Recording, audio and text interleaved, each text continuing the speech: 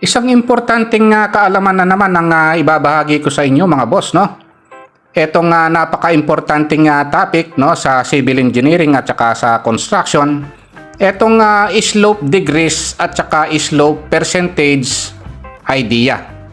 Kung paano po computein yung slope degrees at saka yung slope percentage. Napaka-importante po niyan. Kaya lang mga boss, no, meron na po tayong 400 mahigit na videos. Sana po panoorin nyo yung mga video yan para madagdagan po yung kaalaman nyo. Kung may kakilala po kayo, libre po kayong i-share yung mga video yan. At siya nga pala mga boss, bago tayo magumpisa, huwag nyo po sanang kalimutang pindutin muna yung like. Isama nyo na rin po yung subscribe tsaka notification bell. Okay, umpisahan na po natin yung topic natin. Ang una nating pag-uusapan mga boss, no, sa slope, no? Saan po ba nagagamit yung slope, no? Yung pong slope na yan na kung i-apply po natin sa construction, yung pong pag-alam ng slope ng mga trusses o slope ng bubong, pwede pong gamitin dyan, no? Yung pong slope ng hagdan, no? Ginagamit din po yung computation ng slope degrees tsaka percentage, no? At saka yung slope po ng lupa, no? Yung slope po ng daan, ginagamit din po yung computation ng slope degrees na yan at saka yung slope percentage, no?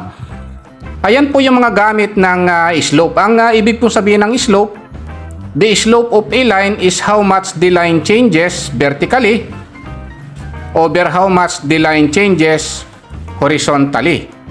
Yung pong ratio niyan is rise over run, no?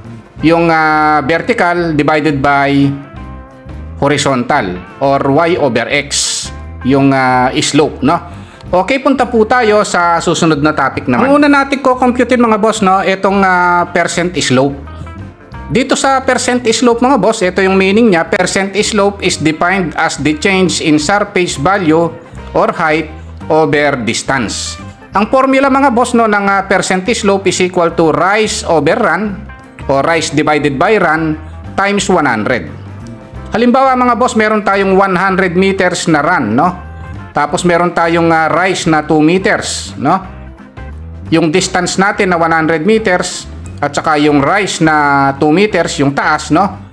2 meters divided by 100 meters, no? Ang answer is 0.02 o ita-times lang natin ng 100 yan. Ang percent slope mga boss is equal to 2%. Ganun lang kadali mga boss yung pag-compute ng percent slope. Kaya pag magko-compute kayo ng percent slope ng bubong mga boss, ito na yung gawin nyong paraan, no? Tingnan nyo lang yung video natin kung paano natin na-compute. Magagamit nyo na ba sa pag-compute ng percent slope ng bubong, no? Okay, punta po tayo sa susunod na topic naman. Ang susunod na pag-uusapan natin mga boss, no, ito namang computation ng slope degrees, no? Halimbawa naman natin dito sa hagdan, no? Meron tayong rise, no, na 7 inches and then meron tayong run na 10 inches, no? Etong angle nito, ito yung mako-compute, no? Pag na-compute ito, parang na-compute na rin ito mga boss, no? Ngayon yung formula natin, slope is equal to rise, no, divided by run or y over x, no? Is equal to 7 inches divided by 10 inches, no? Ito rin yun mga boss, no? Tangent theta is equal to 7 inches divided by 10 inches, no? Ang answer is equal to 0.7, no? Para ma-compute yung angle, no? Angle is equal to inverse tangent ng 0.7. Pag ginamit nyo mga boss yung scientific calculator nyo, kinonvert nyo ito, ang angle mga boss is equal to 34.99 degrees, no? Ayan po yung angle nitong hagdan.